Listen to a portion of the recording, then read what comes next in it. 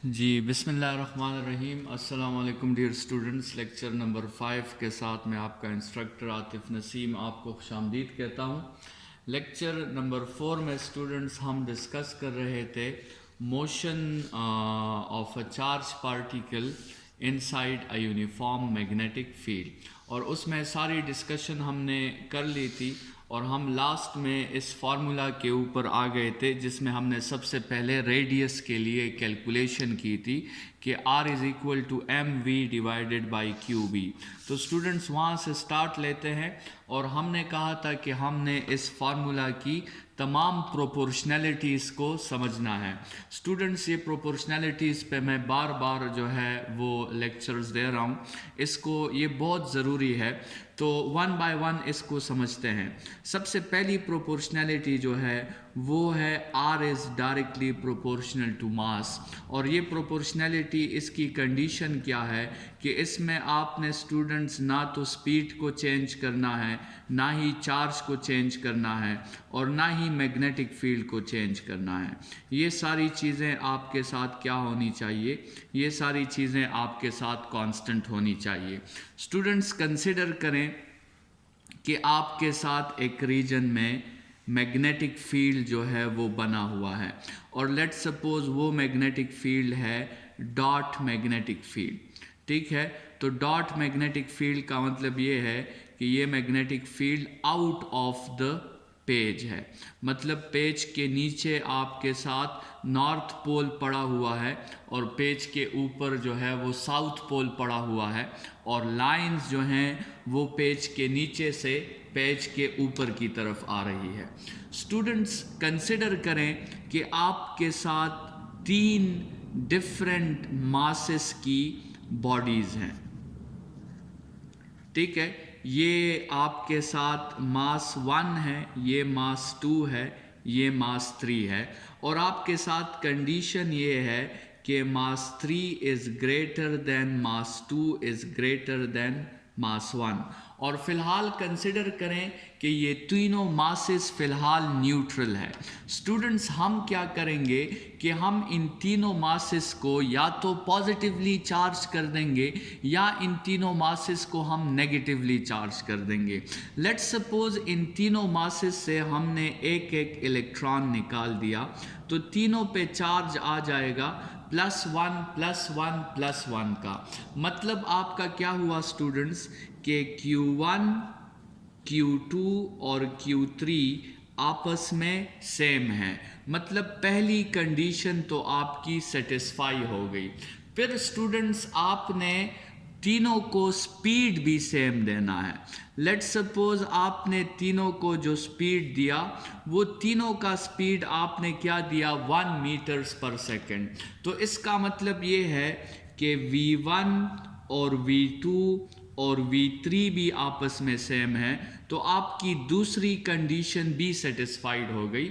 और स्टूडेंट्स ये तीनों एक ही मैग्नेटिक फील्ड में एंटर होंगे, तो जो चार्ज 1 जिस मैग्नेटिक फील्ड में एंटर होगा, चार्ज 2 भी उसी मैग्नेटिक फील्ड में एंटर होगा, और चार्ज 3 भी उसी मैग्नेटिक फील्ड में एंटर होगा।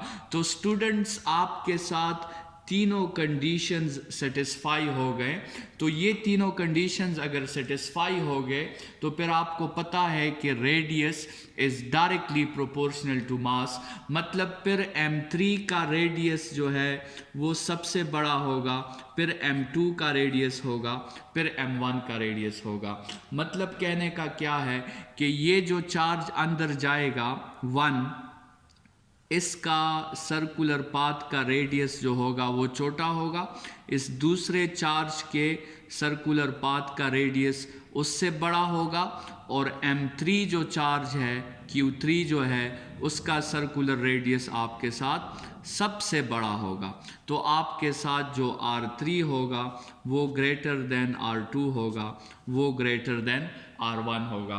तो स्टूडेंट्स इसका मतलब ये हुआ कि आप जो है डिफरेंट मासेस अगर हैं तो उनको आप डिफरेंशिएट कर सकते हैं। और उनको कैसे डिफरेंशिएट करेंगे, उनको आप ऐसे डिफरेंशिएट करेंगे कि आपको पता है प्रोपोर्शनैलिटी का कि जितना बड़ा रेडियस उतना बड़ा मास, ठीक है, लेकिन उनके लिए आपने सबसे पहले कंडीशंस सेटिस्फाई करनी होंगी।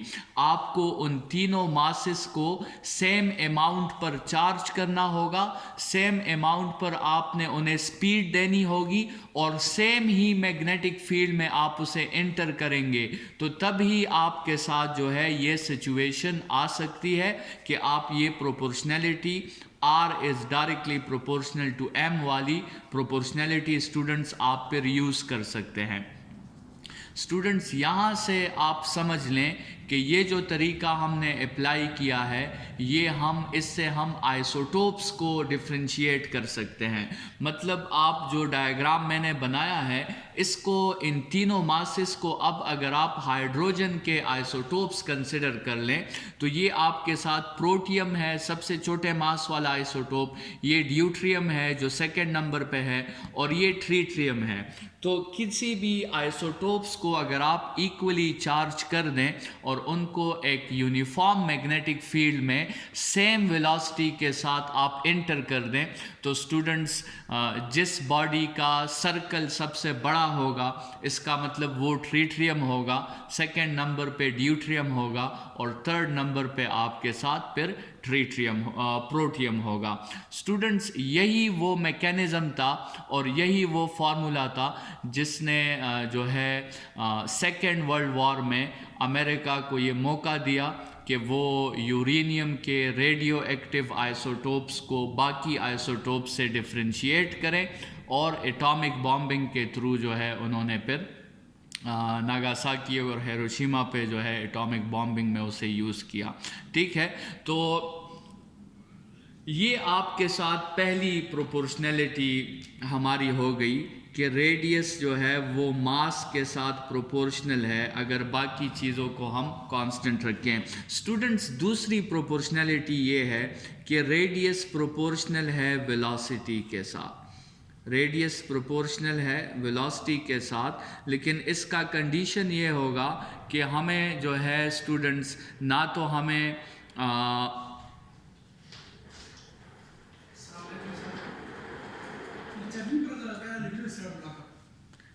हमें जो है स्टूडेंट्स मास को चेंज करना होगा इस डोमेन में, ना ही हमें मैग्नेटिक फील्ड इंटेंसिटी चेंज करनी है, और ना ही हमें जो है थर्ड वेरिएबल इसमें क्या है चार्ज को हमने चेंज नहीं करना। इन तीनों क्वांटिटीज़ को हमने कांस्टेंट रखना है, इन्हें हमें चेंज नहीं करना। तो स्टूडेंट्स इसकी प्रोपोर्शनैलिटी को आप समझे कि इसका डायग्राम आपने कैसे बनाना है।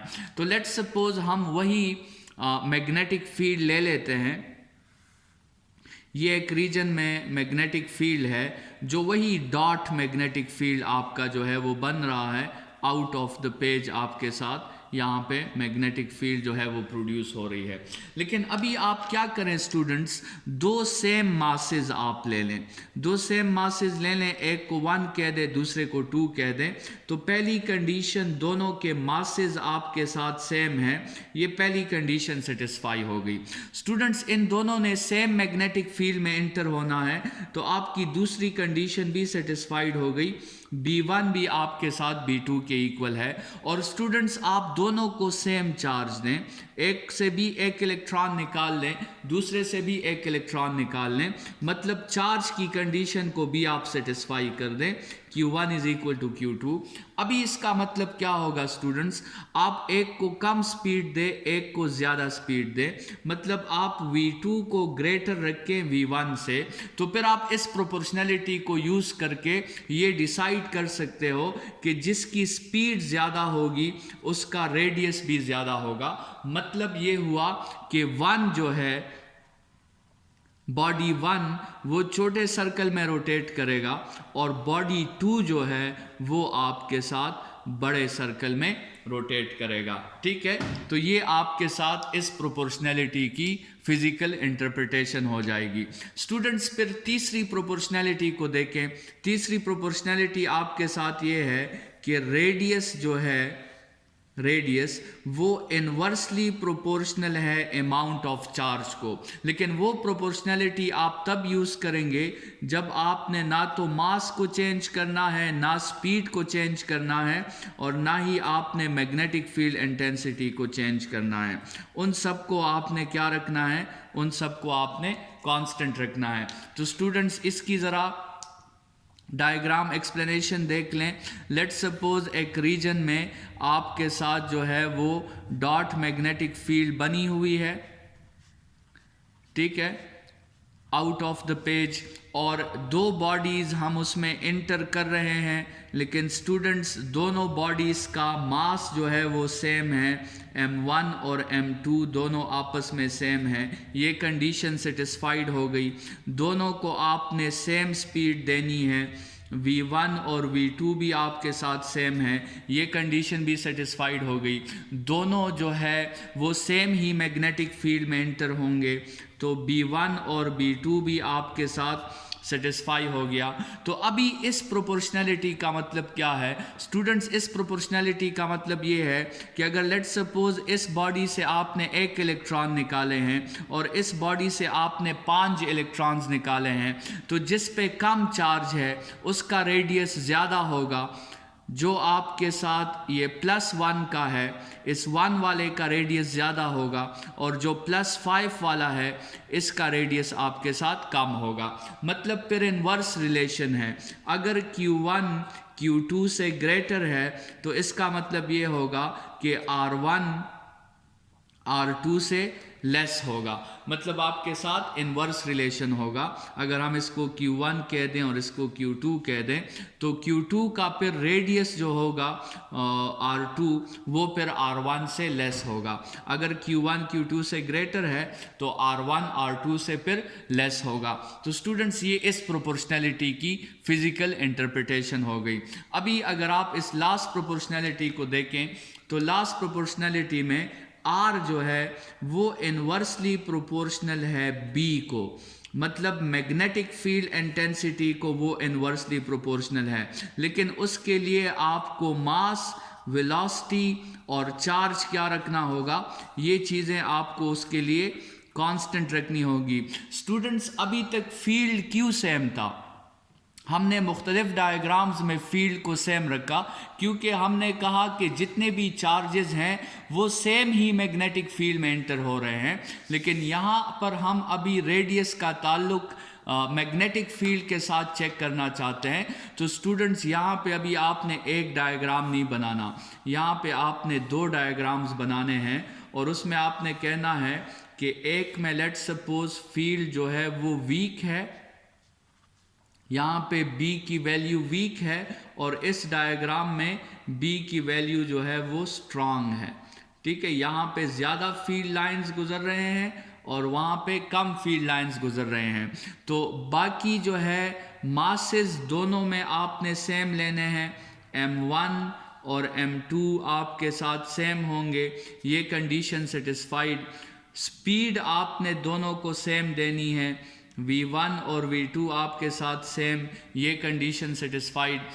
इसके अलावा इसको भी आपने लेट सपोज +1 कर दिया, इसको भी +1 कर दिया, तो चार्जेस भी आपके साथ सेम हैं, Q1 = Q2, ये कंडीशन भी सेटिस्फाई हो गई। तो स्टूडेंट्स अभी इस प्रोपोर्शनैलिटी का मतलब क्या है कि अगर मैग्नेटिक फील्ड वीक हुई तो रेडियस ज़्यादा होगा, अगर मैग्नेटिक फील्ड स्ट्रांग हुई तो रेडियस कम होगा।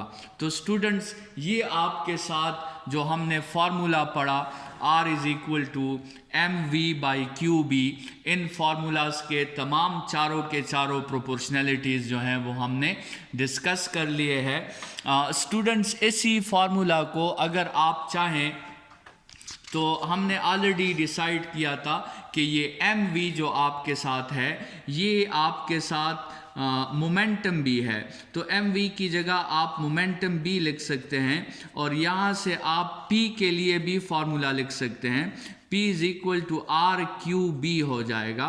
तो ये इसके लीनियर मोमेंटम का आपके साथ फार्मूला आ जाएगा। जैसे हमने स्टार्ट में कहा था कि हम जो है रेडियस के लिए फार्मूला लिखेंगे, तो रेडियस का फार्मूला हमारा मेंशन हो गया। इसी तरह इसी रेडियस के फार्मूला को आप मास के लिए भी सब्जेक्ट कर सकते हैं, तो मास का फार्मूला भी मेंशन हो गया। फिर तीसरे बार हमने मोमेंटम कहा था कि हम मोमेंटम को डिस्कस करेंगे, तो मोमेंटम का फार्मूला भी हमारे साथ यहाँ पे ये मेंशन हो गया है। मोमेंटम के हेडिंग में आपने ये फार्मूला लिखना है, P is equal to r q B, ठीक है। और इसी तरह स्टूडेंट्स फिर आपके साथ जो है वो एंगुलर मोमेंटम है। तो अभी हम आते हैं एंगुलर मोमेंटम के फार्मूला की तरफ, और एंगुलर मोमेंटम का फार्मूला जो है वो हम डिराइव करते हैं और देखते हैं कि एंगुलर मोमेंटम का फार्मूला जो है वो कैसे आएगा।